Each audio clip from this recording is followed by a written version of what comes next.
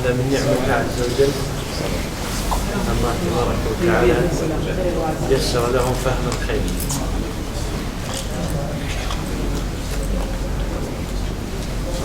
إذا عندهم أسئلة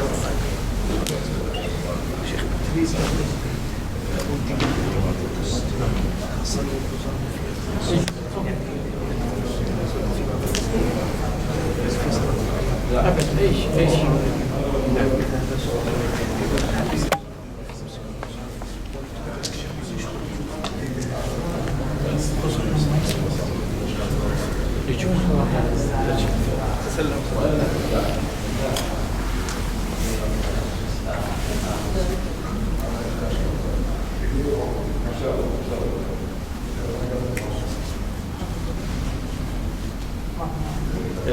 يجوز بشرط أن يكون متابع لنفس قراءة الإمام.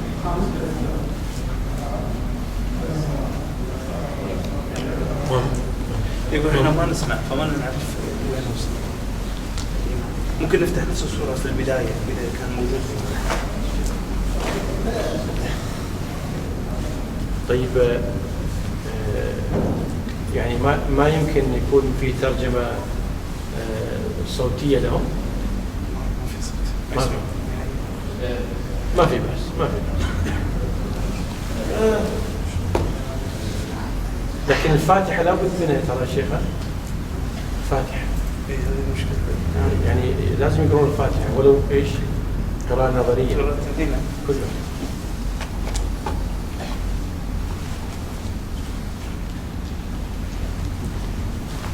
الأغلب يحفظها.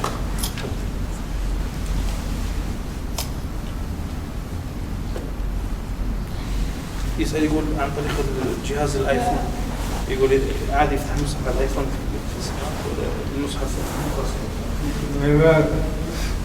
ممكن يقول لا أحسن مصحف.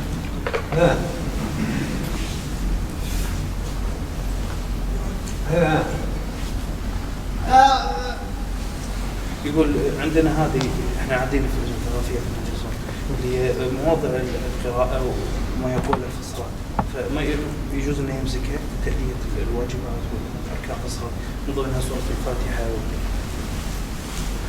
ما يحفظونها. في بعضهم يصعب عليه ابتداء بسورة الفاتحة يعني يتعلمون هذه في النوافل وفي الفرض يستغنون عنها.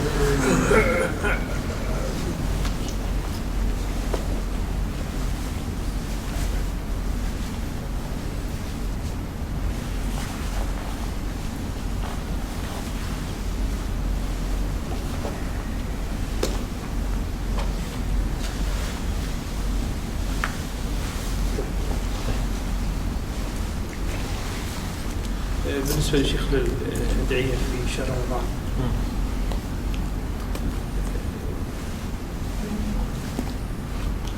بالنسبة إذا أبي أدعي الله سبحانه وتعالى في رمضان ومرأت في بعض الأحاديث يكون الحديث ضعيف، فما في مشكلة أدعي بالنسبة للدعاء ما في بس، لكن بشرط أن لا يتقيد به دائما.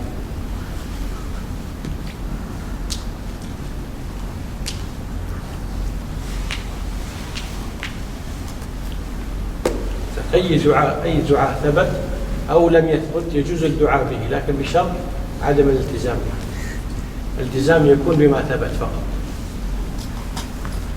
تعرف عن الالتزام يعني الدوام.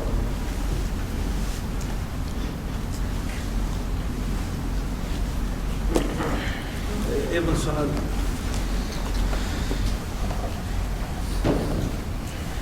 شيخ بالنسبة لصلاة التراويح، هل هي كانت فعل عمر والخطاب يستفسر؟ لا، صلاة التراويح سنة النبي صلى الله عليه وسلم، وإنما عمر جمعهم على إمام واحد فقط.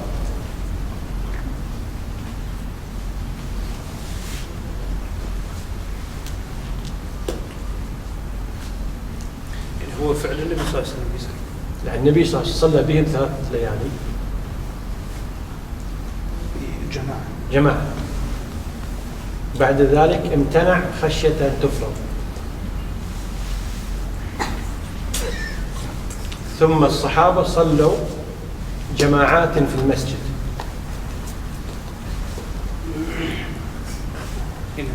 فعمر جمعهم على إمام واحد، على نفس الليالي اللي كان في زمان النبي. جزاك الله خير. خلاص.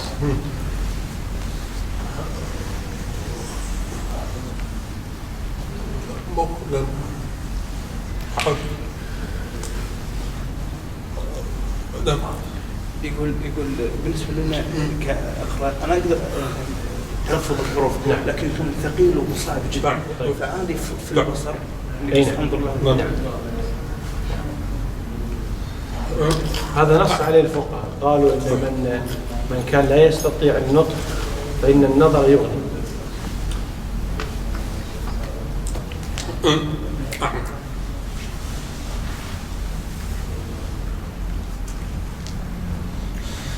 يقول بالنسبة لصلاة التراويح نصليها في المسجد أو في المصلى؟ الأفضل في المسجد أفضل.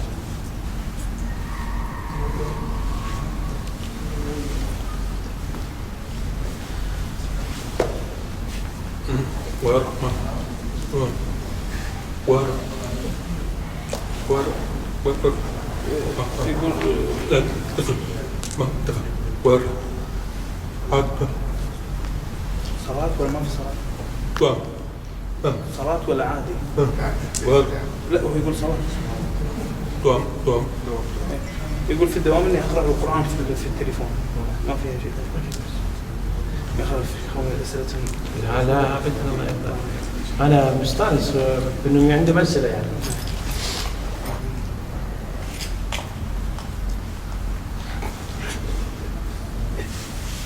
بالنسبة لسن رواتب الصلوات صلاة الفجر صلاة العشاء يقول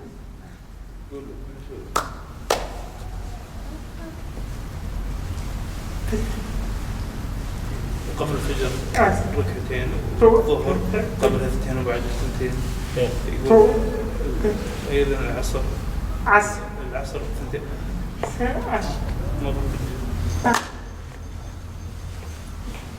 هو يسأل هل أقدر أجمع النوافل كلها في وقت واحد؟ يعني سنة الفجر سنة الظهر لا أقدر أجمعها كلها في وقت واحد؟ لا، ولا كل واحدة في وقتها؟ كل واحدة في وقتها،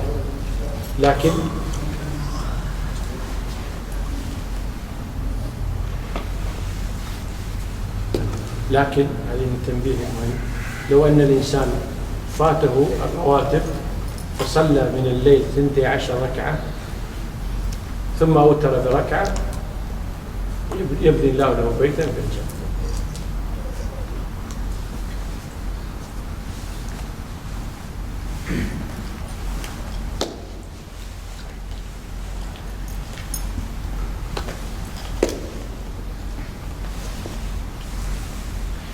بالنسبة للإمام في الدعاء إذا في آخر شيء في الوتر إذا رفع الإمام في الدعاء أسمع الناس يقولون آمين، أنا إيش أفعل؟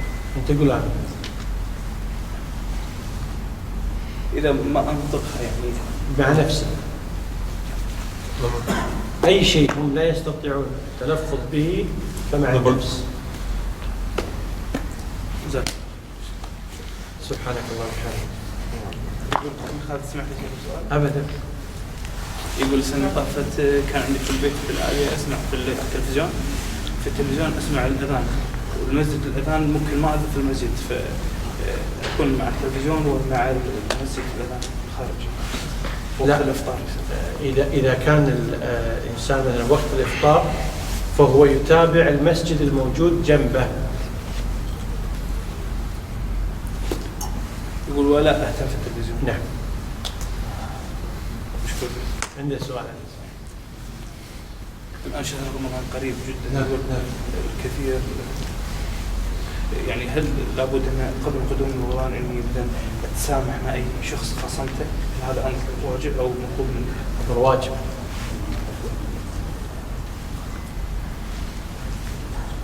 يقولوا وأن أنشر مثلا في الواتساب، مثل بعض الناس يقول ينشرون في الواتساب أن سامح. لا، هذا بدعة.